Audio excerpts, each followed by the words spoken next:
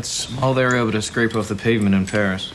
And he's moonlighting nonstop so we can scrape together enough money to send my mother to a decent retirement community. I'll strike your motherfucking face if you get up again. Welcome to Talk Word. In today's explainer, we're diving straight into the meaning, origin, and real-world usage of an absolutely fascinating and wonderfully versatile English word. We're going to take a word you probably think you already know and completely unpack all its hidden depths so you can start using it with total confidence. Let's get right into it. So, to get our minds working right out of the gate, let me ask you this. Have you ever found yourself in a scrape? Or maybe, looking back at a particularly rough month, you felt like you just barely scraped by. Hold on to those thoughts. If those phrases sound a bit mysterious right now, don't worry at all. By the end of this explainer, you're going to know exactly what they mean and how to use them naturally. Here's our agenda for today. First, we'll cover the literal meaning, then real-world usage and idioms, followed by the origin of the word, and finally, we'll talk about the TalkWord app. Section 1. The literal meaning. The physical action. Okay, so at its absolute baseline, scrape is all about friction. As a verb, it means to drag or pull a hard or sharp implement across a surface or object, usually to remove dirt or tissue. I want you to literally imagine that physical sensation, right? And the sound. Think about removing stubborn, caked-on mud from the bottom of your shoes with a stick. Or, ouch, what happens when you trip and accidentally scratch your knee on the rough pavement? It takes effort, it takes friction, and there's almost always a bit of resistance. Take this super common winter scenario. He had to scrape the thick ice off the car windshield. You know, you can't just softly wipe ice away. You actually have to physically drag a plastic or metal tool across the glass, applying real pressure to break up that stubborn layer. That physical struggle, that absolute need to apply force to gather or remove something, that's the very core of this word.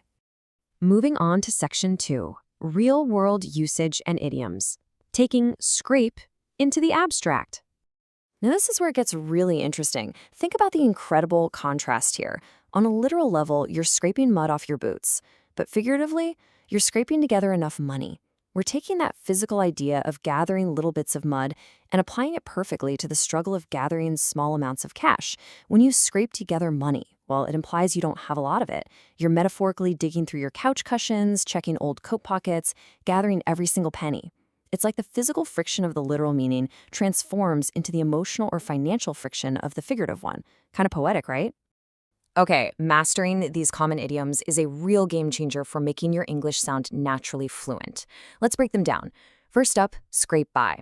This means to barely succeed or survive. You're basically just clearing the hurdle with friction.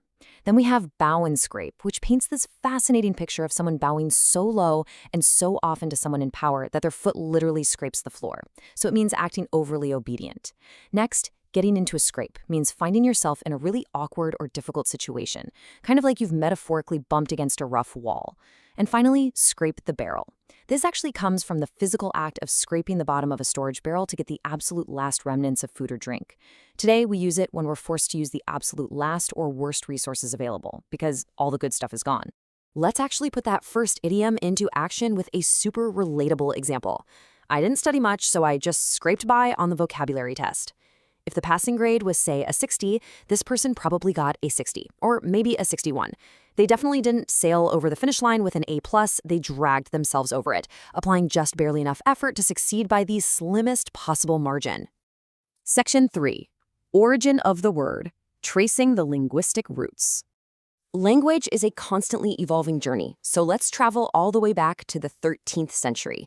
We start with the Old Norse word skropa, which meant to erase or scratch. Just imagine the Vikings making this harsh scratching sound. From there, it traveled straight into the 14th century, entering Middle English as scrapin'.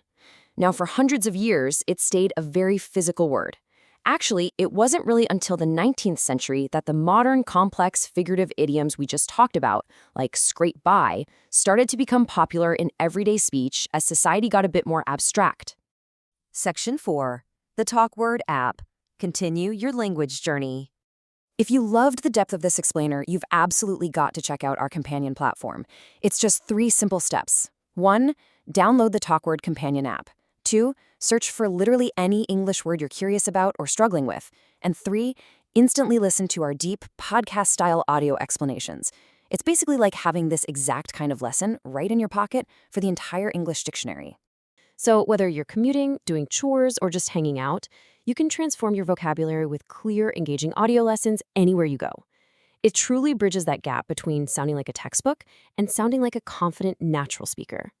So I'm going to leave you with this final thought to test out your brand new vocabulary. How will you use the word scrape in a conversation today? Are you going to talk about scraping the ice off your windshield? Or maybe confess that you barely scraped by in a project at work? Take this knowledge, step out into the world, and apply it. Thank you so much for joining me for this explainer, and I absolutely can't wait to guide you through our next linguistic deep dive.